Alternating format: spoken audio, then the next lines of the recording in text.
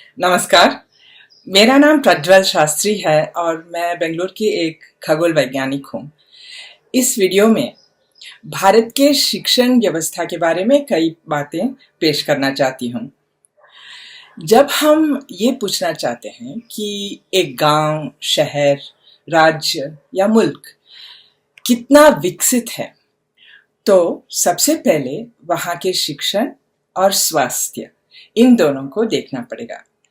शिक्षण के बारे में कहें तो अच्छी शिक्षा, अच्छी तालीम हर एक नागरिक को हर स्तर पे, यानी कि प्राथमिक, माध्यमिक और उच्च शिक्षण में मिलनी चाहिए। तो फिर ये बात साफ है कि शिक्षण को धंधा बनाएंगे तो सिर्फ पैसे वालों को अच्छी शिक्षा मिलेगी और बाकी लोग सिर्फ इम्तिहान देंगे, सर्टिफिकेट लेंगे, मगर कोई अच्छी नौकरी का ठिकाना नहीं होगा। अच्छी या असली शिक्षण क्या होता है? हर एक छोटे बच्चे की ये ऐसा क्यों, वो वैसा क्यों, ऐसे सवाल पूछने की स्वाभाविक प्रवृत्ति होती है। असली शिक्षण वो है जिसमें ये स्वाभाविक प्रवृत्ति को प्रोत्साहित किया जाता है और इस स्वाभाविक प्रवृत्ति को सीखने की प्रक्रिया में परिवर्तित किया जाता है। मतलब सीखने वालों के दिमाग में सिर्फ जानकारी और आंकड़े भरना ये असली शिक्षण नहीं है। असली शिक्षण वो है जिसमें विद्यार्थी सच और झूठ के बीच का फर्क समझ सकते हैं और असली शिक्षण वो है जिसमें विद्यार्थी सीखने के तरीके और सिखाने के तरीके भी सीखते हैं। असली शिक्षण का मतलब कोई एक नौकरी मिलने लायक कौशल सीखना नहीं, बल्कि उन्हें जरूरत के हिसाब से कोई भी कौशल सीखने के काबिल बनाना है। ऐसे शिक्षण व्यवस्था से कोई उत्तीर्ण होगा तो उनके सर्टिफिकेट्स का कुछ मतलब होगा और ऐसे ही शिक्षण से उनकी वैज्ञानिक सोच भी बढ़ेगी। हमारे संविधान में भी ये कहा गया है कि वैज्ञानिक सोच को सारे समाज में विकसित करना चाहिए। वैज्ञानिक सोच का मतलब है जिस चीज के लिए सबूत है सिर्फ उसी पर यकीन करें। जितना सबूत उतना यकीन। तो वैज्ञानिक सोच का मतलब विज्ञान नाम का स्कूल का सब्जेक्ट नहीं है, ना ही वो कॉलेज के बीएससी करने वाले के लिए है, ना ही पेशेवर वैज्ञानिकों के लिए सीमित है, बल्कि वैज्ञानिक सोच सबके लिए है। वैज्ञानिक सोच एक जीने का तरीका है जो सभी लोगों ने अपनाना चाहिए।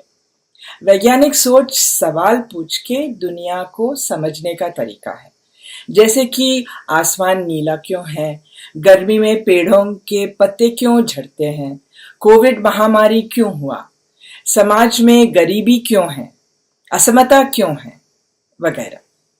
इसलिए अगर शिक्षण मुनाफे का एक उद्यम बना तो वो अर्थपूर्ण शिक्षण नहीं रहेगा।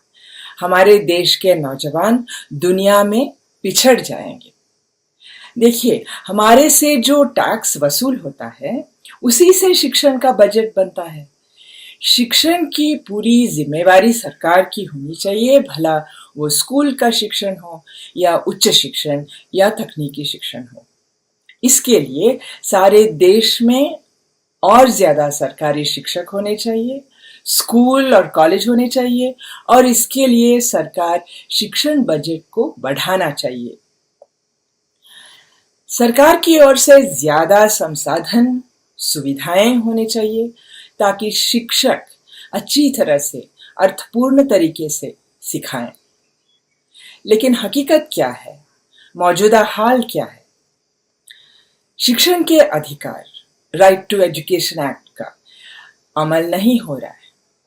कानून के हिसाब से ग्रामीण क्षेत्र में भी हर 3 किलोमीटर अंतर में कम से कम एक स्कूल होनी चाहिए और छोटे बच्चों को 1 किलोमीटर के अंदर। लेकिन सरकारी स्कूलों को बंद किए जा रहे हैं। 2005 के राष्ट्रीय पाठचर्या की रूपरेखा में, यानी कि नेशनल करिकुलम फ्रेमवर्क में, जो कहा था कि शिक्षण के नतीजे में समता होनी चाहिए, उसका भी एक ठिकाना नहीं है। नेशनल एजुकेशन पॉलिसी 2020 में जो बड़ी बड़ी बातें की गई हैं, उनका अमल करने के लिए जो ज्यादा बजट की जरूरत है वो नहीं दिया गया है, बल्कि उसमें जिक्र है कि उच्च शिक्षण के लिए प्राइवेट सेक्टर से फंडिंग आना चाहिए। अगर ये नीति अमल होगा तो कम से कम 2 साफ नतीजे हैं। एक तो यह है कि जो विषय में या क्षेत्र में मुनाफा होगा, सिर्फ उसी के लिए शिक्षण की सुविधाएं होंगी। और दूसरा नतीजा ये है कि शिक्षण का मकसद बिना सवाल पूछे काम करने वाले लेबर तैयार करना ही होगा। ऐसे शिक्षण देश के सब नौजवान की भलाई के लिए नहीं, बल्कि प्राइवेट सेक्टर की भलाई के लिए रहेगा। मतलब सीखने का तरीका सीखकर, अलग अलग कौशल पाकर, सवाल पूछने के काबिल बनकर, वैज्ञानिक सोच को अपनाकर एक संपूर्ण नागरिक बनने का मौका देश के हर एक नौजवान को नहीं मिलेगा। कर्नाटका में 12वीं सदी में एक परंपरा थी जो अनुभव मंडप के नाम से जानी जाती थी, जहां महिलाएं और पुरुष, सभी जात के, अमीर या गरीब, सभी लोग सत्य शोधक बन सकते थे। सब चीज के बारे में सवाल उठा सकते थे, अपने अपने अनुभव पे आधारित सिफारिश पेश करते थे, मतलब वैज्ञानिक सोच को अपनाए थे और मिलजुल कर, संवाद करके, सीख के आगे बढ़ सकते थे। हमारी शिक्षण संस्थाएं ऐसी ही होना चाहिए, जहां नौजवान साथ में जीने के लिए पढ़ाई करेंगे और पढ़ाई के लिए साथ में जीने को सीखेंगे। अब आपको इस चुनाव में सोचना होगा कि कौन सी सरकार ऐसे अर्थपूर्ण शिक्षण को प्राथमिकता देगी, कौन सी सरकार शिक्षण के लिए सरकारी बजट बढ़ाएगी, कौन सी सरकार ज्यादा सरकारी स्कूलें खोलेगी, ज्यादा सरकारी शिक्षकों की नियुक्ति करेगी, ज्यादा संसाधन उपलब्ध कराएगी और नई तालीम द्वारा शिक्षण की व्यवस्था को मजबूत करेंगी, ताकि हमारे सब बच्चे और नौजवान हमारे सामने खड़ी अनेक चुनौतियों का होशियारी से मुकाबला करके आगे बढ़ने में कामयाब ही हो पाएंगे। तो चुनाव में जरूर सोचिए। जय हिंद।